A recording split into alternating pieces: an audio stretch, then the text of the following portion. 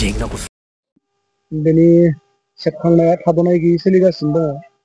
दासिम बेसेबां जौखोन्दो सेबखांजानाय जादों बुंनो थाङोब्ला दिनैजों आरो 19 सान जासिगोन बे 19 सानाव जोङो मोजाङै जुदि केलकुलेट खालामनानै नायोब्ला आंनि नोजोराव 55%सो थांबाय आरो दा बे सावथुन सेबखांनायावहाय महरगिरिफोरनिफ्राय माबायदि जाफुंसारनायखौ मोननो हागोन जिहेतु बेहाय जिखिनि महरगिरिफोर दङ मेक्सिमामथ' एक्सपिरियेन्स हल्डारानो गोजा बिथांमोननि पारफरमेन्सनि फारसे आंहा जेबो माने सन्देह गैया जायखिजाया थासारियानो जाया मानो सावथुननि गाबनाय मिनिनाय बुज्लायनाय मोनफ्रोम थासारियावनो जोंनि नैबे सावथुननि महरगिरिफोरा माने गोसो गोजोनथाव पारफरमेन्सखौ होदों आरो आंनि साइडनिफ्राय बुंनो थाङोब्ला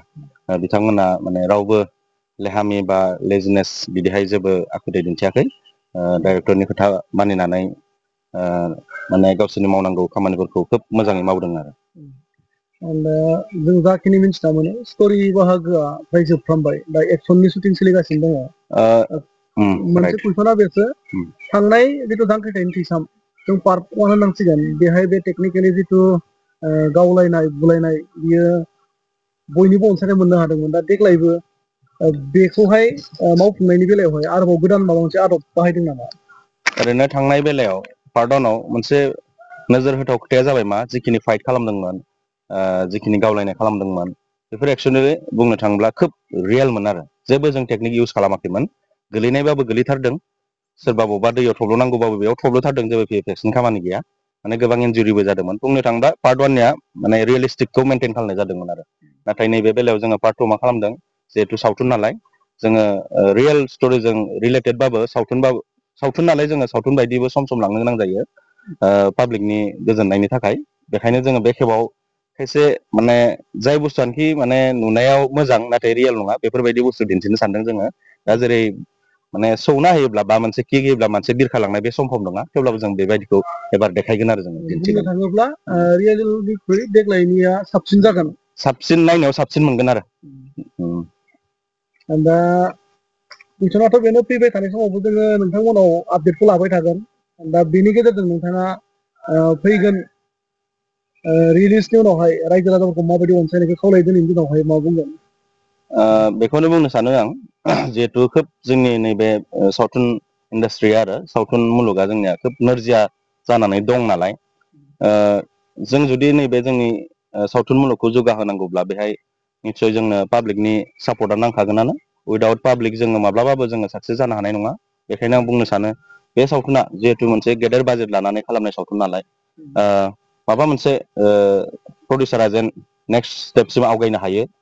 अब्लाथ' जोंनिया बक्स अफिसा हिट जाखानांगोन दा बक्स अफिसा हिट जानांगौब्ला जोंनिया पाब्लिकनि सापर्ट नांखागोन आं बेखौनो बुंनो सानो रिलिजनि उनाव जेन बयबो लैहोर लैहोर फैनानै सावथुनखौ अनसायो बेखौ आं आसा थिदों